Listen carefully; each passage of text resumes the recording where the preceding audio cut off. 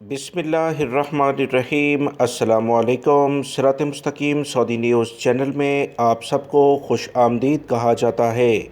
आज 30 मार्च 2022 से सऊदी वज़ारत सेहत की जानिब से कोरोना से मुतल्लिका ताज़ा तरीन अपडेट जारी की गई है, जिसमें बताया गया है कि पिछले 24 घंटों के दौरान सऊदी अरब में 118 अफराद कोरोना का शिकार हो चुके हैं, जबकि एक शख्स का कोरोना की वजह से इंतकाल भी हो गया है। इन्ना लिल्लाहि व इन्ना इलैहि राजिऊन।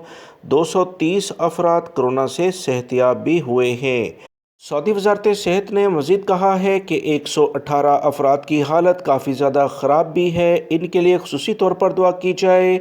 वज़ारत सेहत ने यह भी कहा है कि जिन अफराद को कोरोना हो जाता है, सेहतयाबी के बाद लाजमी इन्हें वैक्सीन लेनी चाहिए। वीडियो लाइक करके शेयर भी कीजिएगा। अस्सलामु अलैकुम।